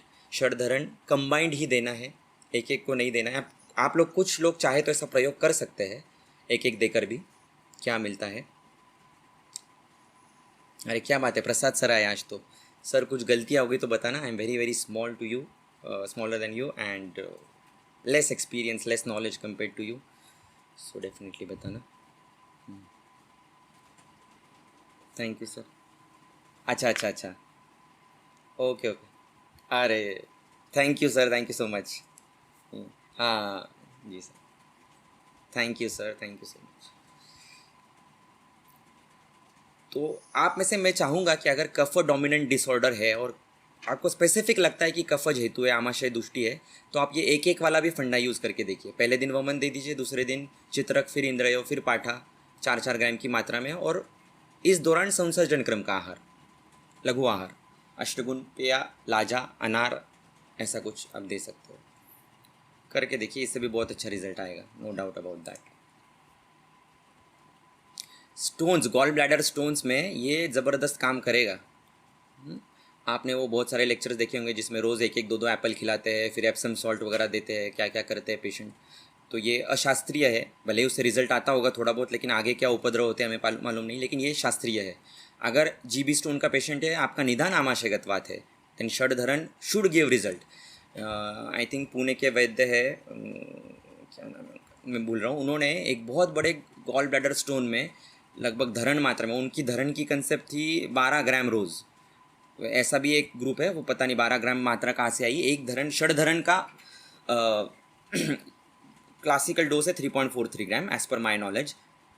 कोई कोई लोग 12 ग्राम भी देते हैं अगर पेशेंट का बल है उत्तम, लेकिन मेरे एक्सपीरियंस में तो सहन नहीं कर पाता कोई 12 ग्राम की मात्रा 2 या 3 दिन के ऊपर। फिर बाद में शिरशूल या तो फिर पित्तदाह, उरोदाह, उदरदाह ऐसा होना शुरू हो जाता है। Fatty liver, grade 1 fatty liver तो आज लगभग 50% लोगों को है। ऐसे पेशेंट में हेतु निकालिए, दुष्टि निकालिए। षडधरण जो है ये खासकर रक्त मज्जा दुष्टि, मांसक्षय, सॉरी आमाशयगतवाद जो है ये रक्त मज्जा दुष्टि और मांसक्षय ऐसे पेशेंट्स में खासकर दिखता है। अगेन फ्रॉम अ धातु पर्सपेक्टिव में बोलना चाहूँ तो ये भी आप इस प्रकार से भी आप ऑब्जर्वेशन कर सकते हैं। फैटी लिवर में शोणित फेन प्रभा, सॉरी रक्तज, फुफ्फुस कैसे, लीवर कैसे है, शोणितज, रक्त से बना हुआ है। तो रक्त की जहाँ जहाँ विकृति है, रक्त दुष्टि के हेतु है, रक्त दुष्टि के लक्षण है, तो वहाँ पर आपको राइट हैंड से रक्त मोक्षण करना है, स्नेहपान करना है, ये सब बाकी की भी चिकित्सा उसमें आएगी। और यदि आमाशयगतवाद के मैंने जैसे हेतु बताए हैं वैसे हेतु लक्षण दिख रहे हैं, देन फॉरगेट कि वो फैटी लीवर है कि लीन लीवर है। You have to go by the classical approach कि आमाशयगतवाद निदान करिए, उसके अनुरूप चिकित्सा कीजिए, आगे बढ़िए। This is again interesting, cholelithiasis in pregnancy. Again I will emphasize, हेतु क्या है, लक्षण क्या है। हेतु ज़्यादा बलवान नहीं है, लक्षण कुछ नहीं है, यही चिकित्सा चालू रखिए। या तो सिंपल यष्टि, कटुका ऐसा कुछ आप उसको दे दीजिए। अवॉइड एक्सट्रीम रुक्ष उष्ण द्रव्यास। डायबिटीज़ में तो दे ही सकते हैं, षडधरण खास करके बोला है। अभी डायबिटीज़ अगेन आयुर्वेदीय निदान नहीं है। डायबिटीज़ कैन बी रक्तगत आम, डायबिटीज़ कैन बी विदग्धा जीर्ण, इट कैन बी विष्टब्धा जीर्ण, कुछ भी हो सकता है। प्रमेह अगर पेशेंट को है, नक्तमूत्रता है, बहुमूत्रता है, कफज हेतु है, बहुद्रव श्लेष्मा दोष विशेष है, तो उसमें तो षडधरण है ही इंडिकेटेड। अर्शमेह, कुष्ठ, ग्रहणी, शोफ, पांडु, अजीर्ण कृमि, महाव्याधि, पांडु, उदर, अड्यवात, ये सब में इंडिकेटेड है षडधरण। हम यूज़ नहीं करते, ये हमारा ड्रॉबैक है बहुत बड़ा। इतना एक्सेलेंट कल्प जो मात्रा के साथ, दिन के साथ बताया गया है, इतनी स्पेसिफिसिटी के साथ, आई डोंट थिंक ऐसा कोई कल्प और दूसरा बताया गया है।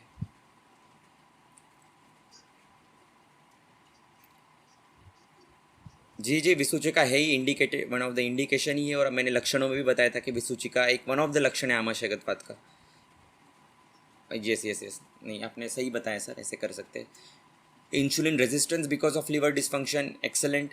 सिर्फ मॉडर्न डायग्नोसिस पे भी आप जाओ, मैं आपको रिसर्च पेपर भेजूंगा एक, कि एक एक के इंडिविजुअल द्रव्य कौन से लेवल पे काम करते हैं, तो आप सरप्राइज हो जाओगे कि पूरी बॉडी पे ये षडधरण काम करता है, मॉडर्न के हिसाब से जाओ तो। ठीक है, उन्होंने इतना रिसर्च करके रखा है। यस यस, बिल्कुल बिल्कुल बिल्कुल। और ख़ास करके अनन्ना अवस्था में अगर श्वास है, खाने के बाद तो बहुत लोगों को श्वास होता ही है, लेकिन अनन्ना अवस्था में जो बोलता है कि उसको श्वास हो रहा है, तो उसमें आप ज़रूर यूज़ करके देखिएगा। षडधरण देना ही नहीं मैडम प्रेगनेंसी में, षडधरण नहीं। उसमें से आप कुछ गिना चुना दीजिए, कुटकी दे दीजिए, यष्टि दे दीजिए, बाद में ऐसा कुछ दीजिए। उसको कुछ लक्षण नहीं है कोलेलिथियासिस की, तो वो इंसिडेंशियल फाइंडिंग है, या उसके ऊपर बाद में काम करना है। प्रेगनेंसी में इतने ब्यूटीफुल फेज को अगर आपके द्रव्य इंटरफियर करेंगे तो that is not at all allowed. Pregnancy के द्रव्य सूक्ष्म, सौम्य, मृदु, मधुर ऐसे ही होने चाहिए।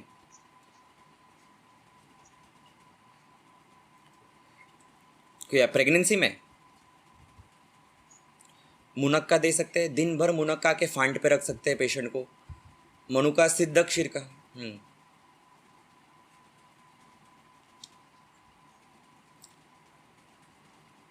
ओके,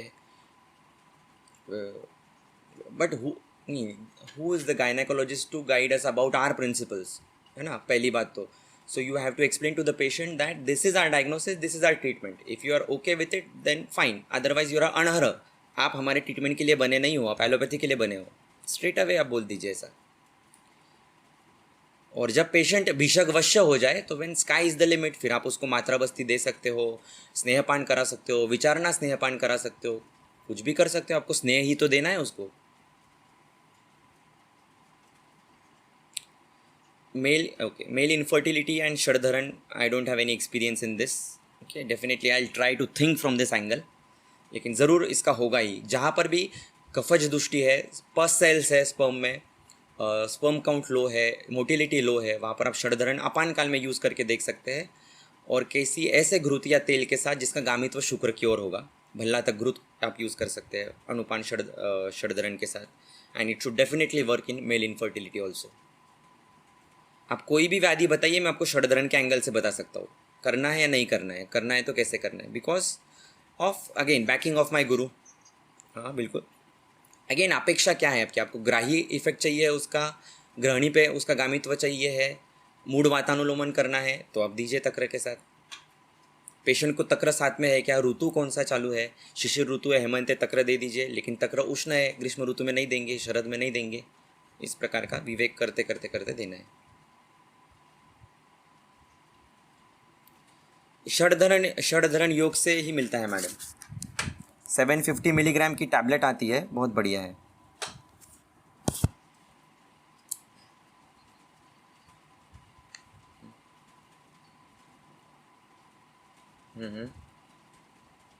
देखिए, हाँ, जलपान का नियम क्या है, वाग्भट कहते हैं पिबेत स्वस्थो अपीच अल्पशः। ठीक है, पानी हर एक व्यक्ति ने, स्वस्थ व्यक्ति ने भी कम मात्रा में पानी पीना है, ऐसा ग्रंथ बोलता है। कम मात्रा किसे कहेंगे, तो जितनी प्यास है उतना ही पानी पीना है, या प्यास जितनी है उससे भी थोड़ा 10% लेस, ऐसा पानी। और जब पॉसिबल है तो सिद्ध जल, पित्तानुबंध है तो षडंग पानी दीजिए, कफज वातज प्रकृति है तो आप शुंठी धान्यक सिद्ध जल दीजिए, या आप खुद पे ही प्रयोग करके देखिए। आपको शुंठी धान्यक सिद्ध या षडंग पानी पे आप रह के देखिए 7 दिन, और जो लाघव की प्रचिति आएगी, जो भूख लगेगी, वो एक कमाल की रहेगी। ठीक है।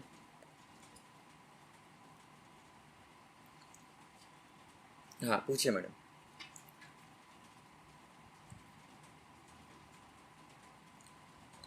हाँ हाँ बोलिए।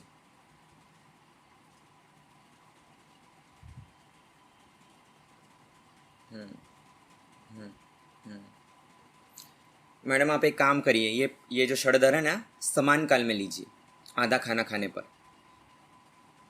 और इसका अनुपान रखिए एप्टिलिफ्ट सिरप, जो मादीफल रसायन नाम से मिलता था पहले, सांडू का, तो इसके अनुपान से इसको लीजिए, सांडू सांडू। ठीक है, और आहार कुछ दिनों तक संसर्जन क्रम वाला जो आहार है, मंडपेय, विलेपी, यवागु, यूश, इस प्रकार का रखिए, और 7 डेज ये यूज़ करिए, फिर बताइए कैसे लगता है, देन विल डिसाइड आगे यही कंटिन्यू करना है या फिर स्नेहपान करना है, कुछ करना है। दोनों खाने के बीच में अच्छा खासा 15-20 ml एप्टिलिफ्ट सिरप के साथ।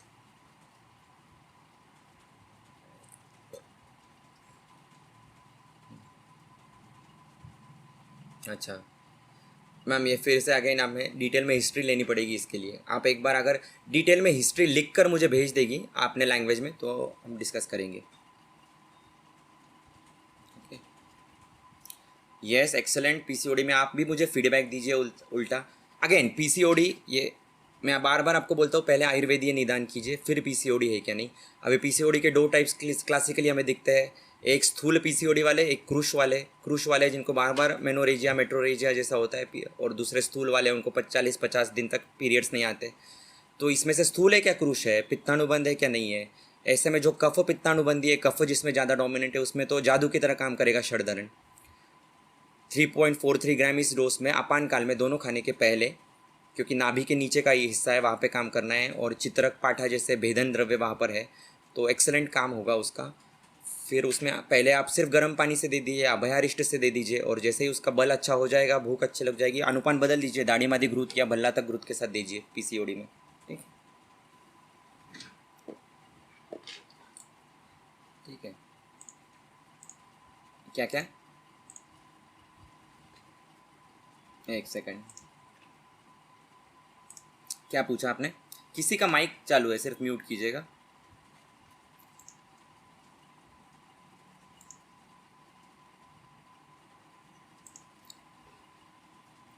यस।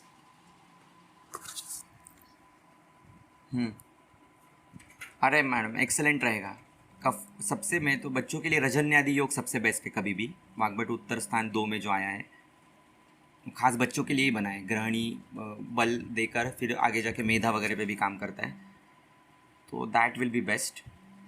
और बच्चे अगर अच्छे खासे कफ डोमिनेंट है, उसमें हेतु भी कफ डोमिनेंट है, जैसे दूध ज़्यादा पीता है या माँ का दूध जो है, ये आमानुबंधी कफानुबंधी है, और बच्चों का बाकी संतर्पण है, सब हेतु है, तो उसमें तो आप बिल्कुल षडधरण को लगभग, छोटा बच्चा है 1-1.5 साल का, तो आप 1/4 की मात्रा में, मतलब 3 ग्राम का 1/4 कर दिया, उतनी मात्रा में आप दे सकते हैं। और थोड़ा बड़ा बच्चा है तो आधी मात्रा में, लगभग 1.5 ग्राम 2 बार, इस प्रकार से दे सकते हैं। हाँ, तो उसको ना ऐसा बोला है हमारे शास्त्र में, बृहस्तु मृदुलंघयेत, जिसको ब्रूहण भी करना है उसको पहले मृदुलंघन देना है। तो ऐसे पेशेंट में आप 7 दिन तक अल्प मात्रा में षडधरण योग और संसर्जन क्रम वाला आहार दीजिए, और फिर बाद में उसको ब्रूहण पे ले लीजिए डायरेक्ट। कोई भी स्नेह शुरू कर दीजिए, खास करके महाकल्याणक घृत जैसा, जो खास ब्रूहण करता है।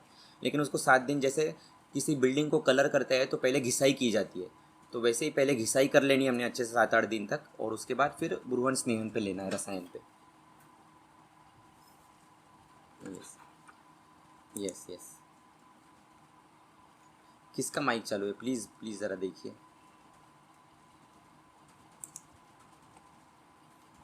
कोई बताएगा देख के किसका माइक चालू है? सविता मैडम का है, ओके।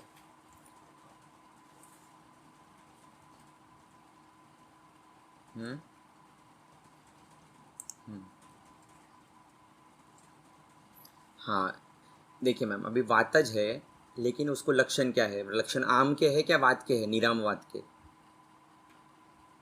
निराम, निराम अवस्था है, मतलब भूख अच्छी लगती है, पचन अच्छा होता है।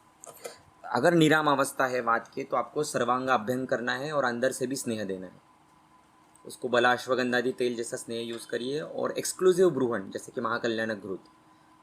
और अगर उन्माद अपस्मार जैसी कोई कंडीशन होगी तो फिर उस कंडीशन में आप पंचगव्य घृत या कौन सा है दूसरा, पैशाचिक घृत, महापैशाचिक घृत, ऐसा यूज़ कर सकते हैं।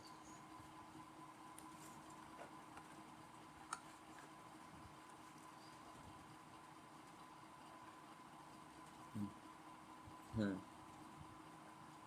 हाँ, तो पहले आप 7 दिन तक लगभग उसको बल हानि न करते हुए ऐसा पाचन दीपन ऐसी औषधियाँ दीजिए, जैसे षडधरण योग कम मात्रा में दे दिया, फिर उसको संसर्जन क्रम के आहार पे ही रखा। ये 5-6 दिन आपने उसका उद्वर्तन भी कर लिया है ना, सर्वांग, मतलब पूरी जगह से उसका जो क्लेद है, स्नेह है, पचा हुआ, वो न पचा हुआ स्नेह, वो सब निकल जाएगा। और फिर ऐसा करने के बाद जब आप स्नेह यूज़ करोगे 7 दिनों के बाद, तो जैसे मान लीजिए किसी व्यक्ति को भूखा रखा है 7 दिन, उसके बाद जब वो खाएगा तो क्या फास्ट एब्सॉर्प्शन होगा उसका बॉडी में, कुछ वैसा ही शरीर के साथ होगा। तो आपको पहले उसको अच्छे से पाचन वाली कंडीशन निर्माण करके, एक बार अग्नि अच्छे से प्रदीप्त हो गया, फिर उसमें आपको स्नेह की आहुति देनी है।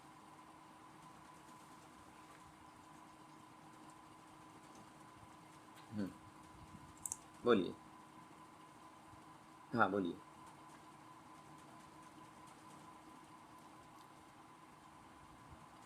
हाँ बिल्कुल कर सकते हैं।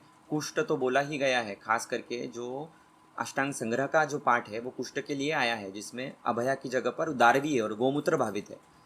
तो और कुष्ठ की व्याप्ति देखें तो कुष्णाति वपु इति कुष्ठम, मतलब जो पूरे शरीर को खराब कर दे वो कुष्ठ है। मतलब ऐसी कोई बीमारियाँ जो पूरे शरीर में फैलती है, खास करके कैंसर जैसी कंडीशन, वो भी कुष्ठ है अगर आप सोचो तो। टाइप बल्ब मोमेंट, किसी को लग रहा है कोई नया सीखने को मिला है तो प्लीज़ टाइप बल्ब मोमेंट। कुष्ठ को ऐसे कभी सोचा हमने कैंसर को, इट कैन बी कुष्णाति वपु इति कुष्ठम, पूरे शरीर को खराब कर रहा है, कचरा कर रहा है, डेब्रीज बना रहा है शरीर में, ऐसा कोई व्याधि कुष्ठ हो सकता है। Cancer can also be seen from a perspective of कुष्ठ, फ्रॉम अ पर्सपेक्टिव ऑफ आमाशयगतवात। ठीक है, you have to go accordingly. जी बिल्कुल। हाँ। यस। अच्छा, उसके लिए पहले तो मैं एक तेल बोलूँगा आपको, जो किसी को स्किन डिजॉर्डर्स है ना, आपके कफ वातज, तो आप सभी नोट कर सकते हैं ये। इसमें लगभग 250 ml सरसों का तेल, 250 ml पानी, घर पे ही बोल सकते हैं पेशेंट को बनाने के लिए। फिर उसमें 5 पीपल के पत्ते, 5 बरगद के पत्ते, 15-20 नीम के पत्ते, 1-2 गेंदे के फूल, 1-2 चम्मच हरिद्रा, थोड़ा सा एलोवेरा, ये सब डाल के उसको अच्छे से सिम पे रख के पकाना है। और पूरा पानी जला देना है, तेल बचाना है। और इस तेल को फिर आप निरंतर बाह्य लगा भी सकते हैं और अभ्यंतर पान के लिए भी यूज़ कर सकते हैं, अगर निराम अवस्था है तो कुष्ठ में या स्किन डिजीज में।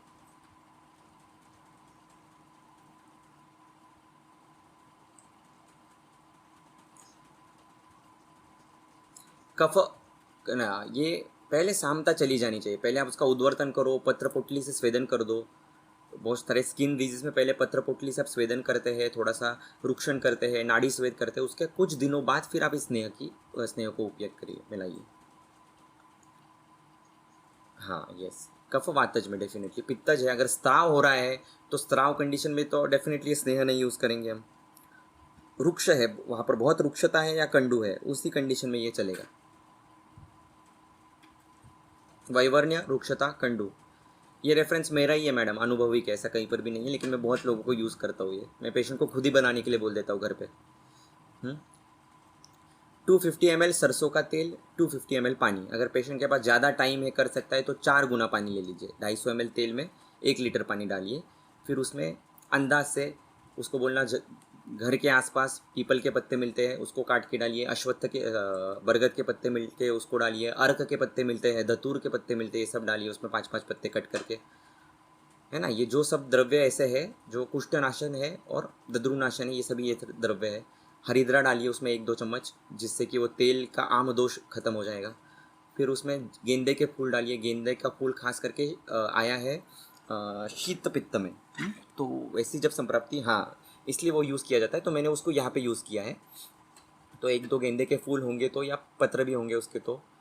और एलोवेरा, एक मध्यम साइज़ का एलोवेरा कट करके उसके अंदर का गुद्दा उसमें डालना है। और उसको थोड़ा सौम्य बनाना है तेल को, तो 2 से 3 चम्मच मधुयष्टि, ये सब डाल के अच्छे से पकाना है उस स्नेह को। और फिर उसको छान लेना है। और फिर ऐसे स्नेह को निराम अवस्था में, जब आम नहीं हो, तब बाहर लगाने के लिए भी और अंदर से स्नेहपान के लिए भी इस तेल को आप 2-2 चम्मच तक की मात्रा में 10-10, 15-15 ml दिन भर में दे सकते हैं।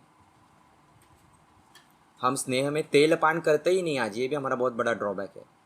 कफ वातज कंडीशन में भी हम शिरषटपल घृत यूज़ करेंगे, हम भल्ला तक घृत यूज़ करेंगे, हम उसको सरसों का तेल नहीं देंगे। तो जहाँ पर पेशेंट का बल अच्छा है, साथ में अच्छा है, तेल ले सकता है, तो उस पेशेंट को तेल पिलाइए, उसको घृत मत पिलाइए। हाँ, जिसको नहीं है स्नेह असाथ में है, तो अब अप्रोक्सीमेट 4-5 पत्ते लगते हैं हर एक के। और पेशेंट को यही बोलना कि जिस पेड़ से पौधा लोगे, पहले उसका प्रणाम करिए, उससे अनुमति लीजिए कि मेरे इस किस कारण में आपका ये पत्ते चाहता हूँ, आपका पूरा वीर्य उन पत्तों में डाल दीजिए। इस प्रकार से इस प्रकार पेड़ से प्रार्थना करके बाद में ही पौधे से, क्योंकि ये कुछ कुछ दिव्य वृक्ष है पीपल बरगद जैसे, तो उसमें डायरेक्ट पत्ते तोड़ने नहीं है। ऐसी आप सच्चे मन से उससे ये करिए और फिर बाद में तोड़िएगा। हाँ हाँ, इसका सिद्ध स्नेह अगर आप इसमें है द्रव्य गुण, आप औषधिकरण में, तो इसका क्रीम भी बना सकते हो आप मलहर के, इतना वंडरफुल काम करता है। इसका मलम भी बना सकते हो आप, जो है लगाने के लिए इजी रहेगा पेशेंट को। बहुत लोग तेल से खाना कुछ करते हैं, तेल नहीं लगाना ऐसे बोलते हैं, तो उनको आप क्रीम बेस में दे सकते हैं ये बना के। इसको वैसलीन में या किसी जेल फॉर्म में बना दिया तो बहुत बढ़िया हो जाएगा। और इसमें आप आपके विवेक से और पेशेंट के आसपास क्या मिलता है वो भी डाल सकते हैं। गिलोय के पत्ते भी इसमें डाले जा सकते हैं, थोड़ा सा मरीच डाला जा सकता है, क्योंकि मरीच प्रमाथी द्रव्य है ना। प्रमाथी द्रव्य भी उसमें थोड़े से डाले जा सकते हैं, ताकि रीच जो है द्रव्य का गामित्व डीप हो जाए मांस तक। नमस्ते। कफवातज कुष्ठ में पहले स्नेहपान करिए, थोड़ी सी 7 दिन षडधरण आदि देकर उसके बाद में उसको ये बताया हुआ तेल या दूसरा कोई तेल या भल्ला तक घृत षडधरण क्षीर षटपल घृत ऐसा कुछ यूज़ करिएगा। यस, आप सभी से फिर से अनुरोध है, हर्षल वैद्य चैनल पे जाइए, मेरा नाम टाइप करिए डॉक्टर मयूर सुराना या चरक क्लैरिटी ओशन टाइप करिए। बहुत एक्सेलेंट लेक्चर्स है, वो लेक्चर्स मतलब मैं खुद नहीं बोलूँगा एक्सेलेंट है, आप सुनकर ही बताएंगे कि सच में आपको बहुत कुछ नया सीखने को मिलेगा। एंड अगेन अपना नियम वही है, सीखना है, लिखना है, अनुभव लेना है, लोगों तक फैलाना है और उसका केस डॉक्यूमेंटेशन करना है। ये काम हमारा निरंतर चलता रहेगा, अविरत, हमेशा। ठीक है। Patient having sweating over hand regularly can be correlated with षडधरण, नॉट एट ऑल, इसका षडधरण से संबंध नहीं होगा। ये बहुत बार विदग्धावस्था के कारण होता है। पेशेंट खास करके ऐसे पेशेंट की आप अगर बर्थ डेट पूछोगे तो ये पेशेंट बोलेंगे अक्टूबर बॉर्न होंगे या तो फिर नवंबर दिसंबर बॉर्न होंगे। ऐसे पेशेंट आप देखिएगा तो उनकी क्षारधर्मी प्रकृति होती है पांचभौतिक लॉजिक से। इनको अम्लधर्मी औषधियाँ दी जाती है जैसे परिपाठादि काढ़ा, या ऐसे पेशेंट को चंदन और गैरिक को घृत में मिला के आप उसका लेप लगा सकते हैं हाथों को, नस से करा सकते हैं इनको महाकल्याणक घृत का, क्योंकि बहुत बार स्वेटिंग का संबंध मनोवह स्रोतस समान वायु से भी होता है और मनोवह स्रोतस से होता है। तो नस से एंजाइटी कम करना, पित्त शामक, रक्त प्रसादक ट्रीटमेंट, मृदु अभ्यंग, ये सब करना वहाँ पर ज़रूरी है। चैनल नेम है हर्षल वैद्य चैनल और मेरे इसका नाम है चरक क्लैरिटी ओशन। और मेरा एक दूसरा भी चैनल है, वो भी आप देख सकते हैं, उसका नाम है ट्रू आयुर्वेद एंड इंडियन फिलोसॉफीज़। मैं इधर टाइप करके भेज रहा हूँ, ट्रू आयुर्वेद एंड इंडियन फिलोसॉफीज़। बहुत अच्छा लगा आप सभी लोगों से जुड़कर, आपके प्रश्न बहुत जेन्युइन है, आप सभी लोग बहुत अच्छी प्रैक्टिस कर रहे हैं, इसका मतलब ऐसे प्रश्न आ रहे हैं आपको, क्योंकि ये ग्रंथोक्त क्वेश्चंस नहीं है, प्रैक्टिकल क्वेश्चंस है। यस मैडम बोलिए। नमस्ते। नमस्ते मैम।